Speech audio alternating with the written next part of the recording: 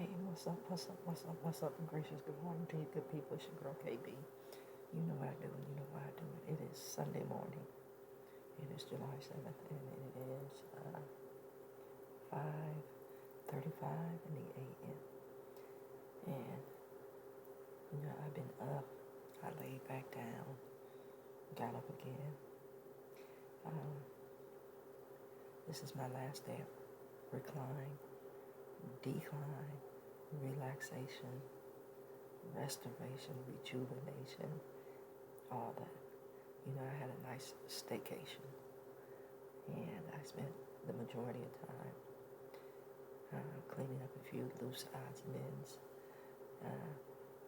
taking care of myself, my mental, emotional, spiritual, and physical health, and staying deep in the Word.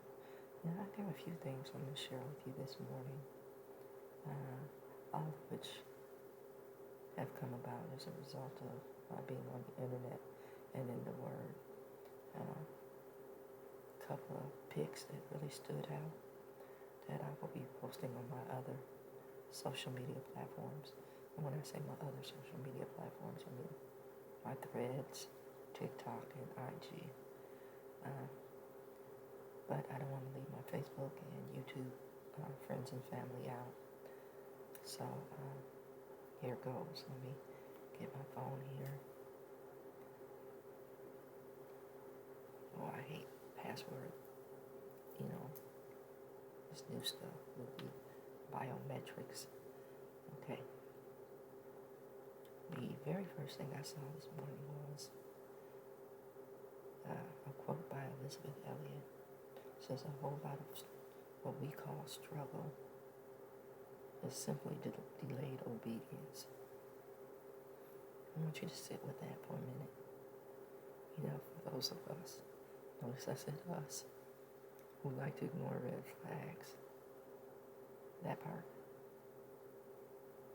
Then I read, sin affects all of us, and so we cannot simply divide the world into heroes and villains, which we have a tendency to do.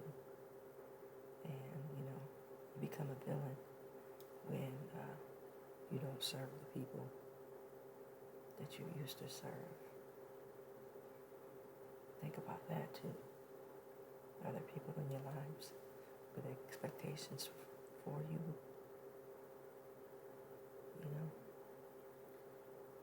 And what are those expectations? Do they bring life? I'm not saying there's anything wrong with having expectations, but speak them.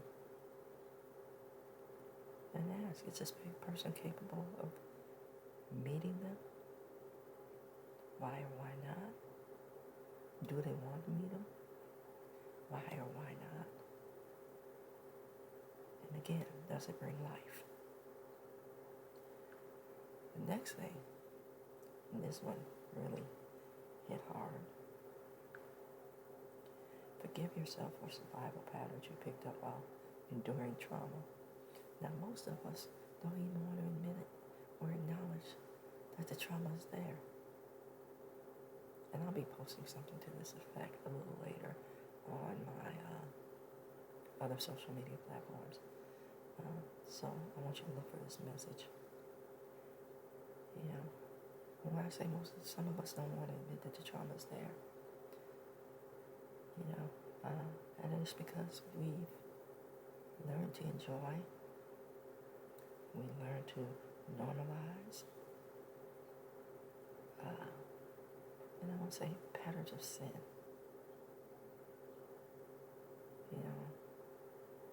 We think we're making, here's that word I can't stand, autonomous choices. And what we've done and what we're doing is, again, we've normalized sin. I said we've. And now we're stuck in a pattern of sin. We substituted one thing for another. Okay, if I revisit my trauma and not work on it, that is pain. That's mental and emotional pain. But if I normalize my sin pattern, I do have a choice. But that also brings mental and emotional pain because I have not addressed the other part. So I go in short spurts.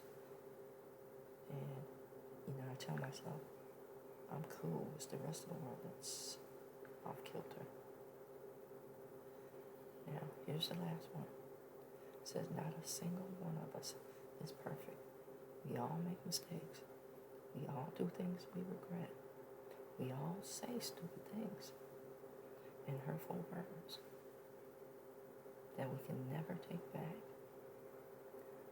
This is what humans do. Regardless of how hard we try, we live, we love, we struggle. And hopefully, I love the hope part of this, and hopefully we learn. What are you learning? What do you know about yourself? And what are you doing to correct the things that you don't like? Or the things, let me take this back, because we don't like a lot of things. I'm going to backpedal a little bit. We don't like a lot of things about ourselves. For me, that's saying you don't like what God has put in place.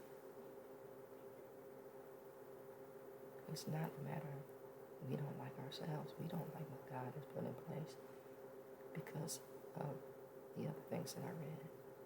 We have normalized our survival tactics. And the truth be told is, we don't recognize the fact that our autonomous thinking, our so-called thinking outside the box, which is thinking outside of God, our choices have brought about a lot of our pain. Amen. But we don't acknowledge that. We don't seek to rectify. We just move on. Kick dirt on it and move on, which society has taught us to do. And many of us are okay with the damage that we've caused. I want you to think about that.